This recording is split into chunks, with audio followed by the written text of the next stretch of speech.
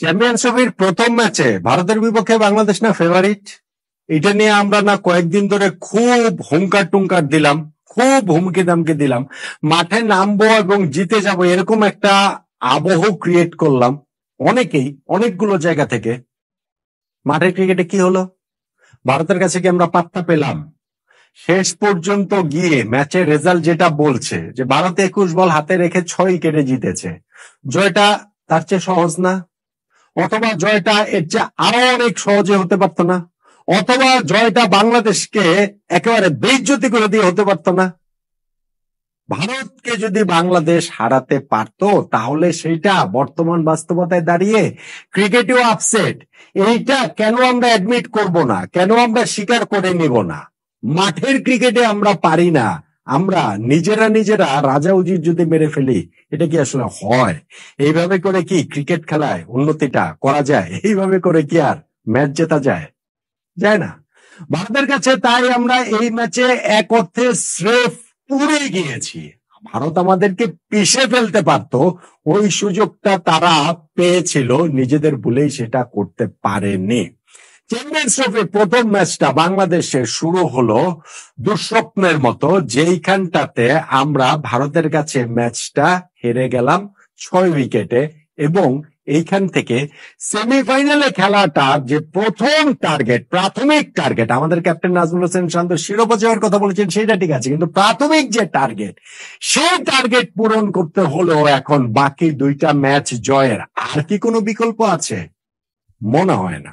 বাংলাদেশ কি সেটা পারবে? মনে হয় না।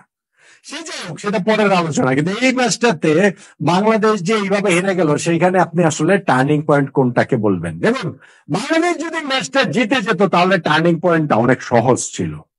হেরে যাওয়ার পর যে কঠিন ব্যাপারটা তা না, মানে জিতে গেলে সহজটা ছিল কেন আমি বলছি। প্রথমত বাংলাদেশ 228 রান করেছি আমরা এই ম্যাচে, 229-এর টার্গেটে ইন্ডিয়া ব্যাটিং করতে নেমেছে। এইখান থেকে যদি বাংলাদেশকে ম্যাচ জিততে হয় তাহলে উইকেট নেওয়ার কোনো বিকল্প নেই, আর্লি উইকেট নেওয়ার কোনো বিকল্প নেই। হয়েছেটা কি? পাওয়ার প্লে প্রথম 10 ওভারের মধ্যে আমরা 10th ওভারে 9.4 ওভারে গিয়ে ওইখানটাতে 9.4 ওভার শেষে গিয়ে আমরা রোহিত শর্মার উইকেটটা তুলে নিতে পেরেছি। তাসকিন আহমেদ আউট করেছেন তাকে, কিন্তু ততক্ষণে রোহিত শর্মা 34 বলে 41 রান করে ফেলেছেন। ততক্ষণে ভারতের স্কোর 69 হয়ে গিয়েছে। 228 জবাবে ব্যাটিং করতে নেমে ওপেনিং পার্টনারশিপে যখন 69 রান হয়ে যায়, তখনই তো কাজটা অনেকখানি এগিয়ে যায়, যায় না? আচ্ছা, অন্য প্রান্ত থেকে শুভমান গিল ওপেনিং পার্টনার তার ছিলেন এবং আস্থা নিয়ে খেলছিলেন। লাস্ট ম্যাচটা ইংল্যান্ডের বিপক্ষে সিরিজের, যেইখানটাতে তিনি সেঞ্চুরি করেছিলেন, সেকেন্ড ম্যাচে 60 করেছিলেন, ফার্স্ট ম্যাচে 87 করেছিলেন, অর্থাৎ সিরিজ জুড়েই তিনি রানে রয়েছেন, অর্থাৎ ক্যারিয়ার জুড়েই তিনি রানে রয়েছেন। লাস্ট ম্যাচটা কথাই বা শুধুমাত্র বলছি কেন? তো শুভমান গিল এই ম্যাচে সে আস্থা নিয়ে খেলছিলেন। বিরাট কোহলি খুব বেশি স্কোর পাননি, তিনি মাত্র 22 রান করে আউট হয়েছেন। শ্রেয়াস আয়ারকে আমরা অল্প রানে 15 রানে আউট করে দিয়েছি। আমরা অক্ষর প্যাটেলকেও আউট করে দিতে পেরেছি, যাকে ব্যাটিং অর্ডারে উপরে পাঠানো হয়েছিল। বাংলাদেশে কি ওই সময় একটা চান্সের জায়গা তৈরি হয়েছিল? আমার খুব একটা মনে হয় না ভাই, আপনারা যে যেরকম কথাই বলেন না কেন। ভারত যে চেস করেছে, কোনো একটা সময় যে তাদেরকে আমরা চেপে ধরবো, কোনো একটা সময় যে আমরা আপার হ্যান্ডে থাকবো, ওইরকম অবস্থায় আমরা কখনো যেতে পারিনি। হ্যাঁ, হলেও হতে পারতো একটা মোমেন্ট আমাদের এসেছিল। সেই মোমেন্টটা কখন? যখন জাকের আলী অনেক ওরকম একটা লোপ্পা লোপ্পা লোপ্পা ক্যাচ ফেলে দিলেন KL রাহুলের। জয় থেকে তখনও ভারত 63 রান দূরে। যদি ওই ক্যাচটা তিনি ধরতে পারেন, তাসকিনের বলে স্কোয়ার লেগে মিড উইকেটে সহজতম ক্যাচ, এই ক্যাচ না ধরার কোনো ব্যাখ্যা নাই, কোন রকম কোনো ব্যাখ্যা নাই। সেই ক্যাচটা যদি জাকের আলী ধরতে পারতেন, ভারতের তখনও জয়ের জন্য শেষ 5 উইকেট হাতে নিয়ে 63 রান প্রয়োজন ছিল। তখনই হয়তো ভারত সহজেই ম্যাচ জিততে পারতো, কেননা উইকেটে তখনও শুভমান গিল ছিলেন, তখনও তাদের প্যাভিলিয়নে হার্দিক পান্ডিয়া, রবীন্দ্র জাদেজার মতো ক্রিকেটাররা আছেন। ভারত জিততেই পারতো, কিন্তু বাংলাদেশ একটা আউটসাইড চান্স ক্রিয়েট করতে পারতো, যেখানে অনেকের ক্যাচ মিসের কারণে সেই জিনিসটা হয়নি। ফাইনালি গিয়ে এই জুটিটা, KL রাহুল এবং শুভমান গিলের জুটি, অবিচ্ছিন্ন থেকে এই ম্যাচটা জিতিয়ে দেয়। KL রাহুল তিনি অপরাজিত ছিলেন ওইখানটাতে, হচ্ছে তিনি 41 রানে, কিন্তু শুভমান গিল তিনি সেঞ্চুরিটা পূরণ করেছেন। যেটা বলছিলাম যে গত ম্যাচেও তার সেঞ্চুরি ছিল ইংল্যান্ডের বিপক্ষে, এই ম্যাচেও তার সেঞ্চুরি। 51টা ওয়ানডে ম্যাচে তার অষ্টম সেঞ্চুরিটা তিনি পূরণ করে ফেললেন এবং চান্সলেস একটা ইনিংস তিনি খেলেছেন, দুর্দান্ত একটা আস্থাশীল ইনিংস তিনি খেলেছেন। এখন ভারতের এই ব্যাটিং ইনিংসের কোন জায়গা থেকে কি আপনি টার্নিং পয়েন্ট বলবেন? আপনি কি বলবেন জাকির আলী অনেক ওই ক্যাচটা মিস করেছেন সেটা টার্নিং পয়েন্ট? আমি সেটা বলবো না, আমার কাছে সেটা আসলে মনে হয় না যে ওই ক্যাচটা ধরলেও একটা ওপেনিং হয়তো হতো, কিন্তু খুব বেশি ক্ষতি বৃদ্ধি হতো কিনা। আমাদের বোলিং, আমাদের ফিল্ডিং এর কথা বলতে হবে। আমাদের ক্যাপ্টেন নাজমুল হোসেন শান্ত 3-4টা রান আউট চান্স মিস করেছেন। মিডনে দাঁড়িয়ে থেকে যে এতগুলো বল মারলেন, কোনোটাই লাগে না, সবগুলো হুশাস করে বেরিয়ে যায়। ভাই এই হুশাস আমরা আর কতদিন দেখবো? হুশাস নিয়ে আমরা আর এই দুঃখের কাঁদুনি আর আমরা কতদিন গাইবো? সো ওই বোলিং ফিল্ডিং নিয়ে আমার মনে হয় 228 রান আমরা আসলে ডিফেন্ড করতে পারতাম। ইভেন ওই ক্যাচটা যদি জাকির আলী অনেক ধরতেনও, সেক্ষেত্রে এটাকে আমি আসলে টার্নিং পয়েন্ট বলতে চাই না। এখন আমরা 228 পর্যন্ত যে গেলাম, সেইখানে এই জাকির আলী অনেকের একটা হিউজ ক্রেডিট রয়েছে এবং সেইখানটাতে তার একটা হিউজ লাকও রয়েছে। তিনি যে ক্যাচ ফেলবেন না কেন? কারণ তিনি যখন 0 রানে ছিলেন তখন তার ক্যাচও তো ফেলেছেন। তার ক্যাচ ফেলেছেন ভারতের ক্যাপ্টেন রোহিত শর্মা। যেটা আমি বলছিলাম আমাদের জন্য খুব সহজ হতো, আমার জন্য টার্নিং পয়েন্টটা বের করা, যদি বাংলাদেশ জিতে যেত রোহিত শর্মার ওই ক্যাচ মিস। কেন না, বাংলাদেশ 35 রানে 5 উইকেট হারিয়ে ফেলেছিল।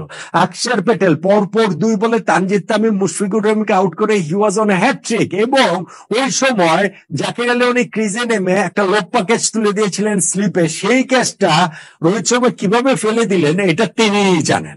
তাহলে অক্ষর প্যাটেলের হ্যাটট্রিক হয়ে যায়, রোহিত কি বলা চলে, বাংলাদেশ 35 রানে 6 উইকেট পড়ে যায়। হুনোস, বা আমরা হয়তো তখন 100 রানও করতে পারতাম না। ওই সুযোগটা কাজে লাগে, ওই ভাগ্যটা কাজে লাগিয়ে আমাদের এখানে জাকির আলী অনেক এবং তাওহিদ হৃদয়ের একটা পার্টনারশিপ হয়েছে, 154 রানের রেকর্ড পার্টনারশিপ হয়েছে। এবং সেই 6 উইকেট রেকর্ড পার্টনারশিপে তাওহিদ হৃদয় তো শেষ পর্যন্ত তিনি সেঞ্চুরি করেছেন, ওয়ানডে ক্যারিয়ার ফার্স্ট সেঞ্চুরিটা তুলে নিয়েছেন। ক্র্যাম্প নিয়ে শেষের দিকে গিয়ে স্পেশালি তিনি আসলে যেভাবে সেঞ্চুরিটা তুললেন সেই জন্য তার হাততালিটা প্রাপ্য। যদিও জাকির আলী অনেক এবং তাওহিদ হৃদয় ব্যাটিং ইনিংসে তাদের পরের অংশে আরো এক্সিলারেট অবশ্যই করতে পারতেন বলে আমার কাছে মনে হয়। স্পেশালি জাকির আলী অনেক 68 রান করেছেন, কিন্তু সেই জন্য 114টা বল তিনি খেলেছেন, তার স্ট্রাইক রেট হচ্ছে গিয়ে 60-এর মতো, মাত্র 60। এইটা আসলে এক্সপেক্টেড না, এটা কোনোভাবে এক্সপেক্টেড না। তাতে করে গিয়ে বাংলাদেশের একটা সম্মানজনক রান হয়েছে, কিন্তু বাংলাদেশের বেইজ্জতি ঠেকেছে। জয়ের কাছাকাছি বাংলাদেশ যেতে পারেনি, ওই ধারে কাছেও বাংলাদেশ আসলে যেতে পারেনি।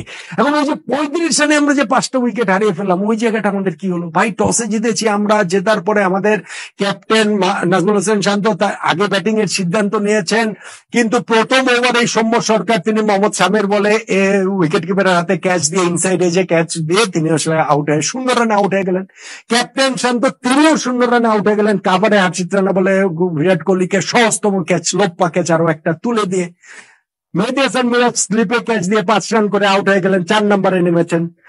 ওপেনার ছিলেন যে তানজিদ তামিম, তিনি একমাত্র একটু আস্থা নিয়ে গেলেছেন, 25 বলে 25 রান করে অক্ষর প্যাটেল বলে উইকেট কিপারকে ক্যাচ দিয়ে তিনি আউট হয়েছেন। যেখানে কিপার কে এল রাহুলই অ্যাপিল করছিলেন, অক্ষর প্যাটেল সেভাবে অ্যাপিলও করেননি, কিন্তু পরে আম্পায়ার আউট দিয়ে দিয়েছেন এবং পরে তো দেখা গিয়েছে যে ওটা ক্লিয়ার এজ হয়েছে। তানজিদ তামিমও আসলে আর ডিআরএস নেননি, কারণ তিনি সেটা জানতেন। মুশফিক ক্রিজে নেমে প্রথম বলে মুশফিকও আউট হয়ে গেছেন সেই কিপারের হাতে ক্যাচ দিয়ে। ফলে 35 রানে আমাদের 5 উইকেট চলে গিয়েছিল। আমাদের আজকের মাঝে মাহমুদুল্লাহ রিয়াদ নেই, ইনজুরির কারণে তিনি খেলতে পারছেন না। মাহমুদুল্লাহ রিয়াদ যদি খেলতেন, সেক্ষেত্রে জাকির আলী অনেক এবং তাওহিদ হৃদয়ের একজনকে হয়তো একাদশের বাইরে থাকতে হতো। ওই সময় এই দুইজন রিবিল্ডিং এর কাজটা নিয়েছেন, কিন্তু যদি প্রথম বলটাতে রোহিত শর্মা ক্যাচটা ধরে ফেলতে পারতেন জাকির আলী অনেকে, তাহলে বাংলাদেশের বেইজ্জতি চূড়ান্ত হয়তো বা হয়ে যেতে পারতো। এই দুজন পরবর্তীতে লাইফ পেয়েছেন। 0 রানে লাইফ পাওয়ার পর জাকির আলী অনেক তিনি 24 রানে একটা শর্ট স্ট্যাম্পিং এর চান্স দিয়েছিলেন, সেইটাও কে এল রাহুল বল গ্যাদার করতে পারেননি বলে তিনি বেঁচে গিয়েছেন, শেষ পর্যন্ত 68 করেছেন। 23 রানের সময় তাওহিদ হৃদয় একটা সহজতম ক্যাচ তুলে দিয়েছিলেন, ওইখানটাতে মিড অফে হার্দিক পান্ডিয়া ক্যাচটা তার হাত ফসকে বেরিয়ে যায়, ক্যাচটা ধরতে পারেননি, সেই সুযোগ কাজে লাগিয়েছেন। কিন্তু এই সবকিছু করে আসলে হয়েছেটা কি? হয়েছে হচ্ছে কি আমরা একটা সম্মানজনক রান পর্যন্ত যেতে পেরেছি, যেই রান ডিফেন্ড করার মতো অবস্থাতে আমরা কোনো অবস্থাতেই ছিলাম না। তাহলে এই ম্যাচটাতে ভারতের কাছে বাংলাদেশ যে আমরা হেরে গেলাম, 21 বল হাতে রেখে হেরে গেলাম এবং সহজভাবে হেরে গেলাম, সেইটাতে আপনি টার্নিং পয়েন্ট কোনটাকে বললেন? আমি বললাম বাংলাদেশ যদি জিততো তাহলে কি বলে চলে, রোহিত শর্মার ক্যাচ মিসটা, জাকারিয়া লনিকের, ওইটাকে টার্নিং পয়েন্ট বলতাম। আমরা তো আর জিতিনি, জিতলে আমি বাকি দুইটা ক্যাচ মিস করে সামনে নিয়ে আসতে পারতাম। আমরা তো জিতিনি, আর ওই আলোচনার মধ্যে আর কি যাবো? তাহলে আমরা যে হেরে গেছি সেক্ষেত্রে টার্নিং পয়েন্ট ভাই 15 রানের মধ্যে 35 রানের মধ্যে পাঁচটা উইকেট হারিয়ে ফেলা। 35 রানে 5 উইকেট হারিয়ে ফেলেছি।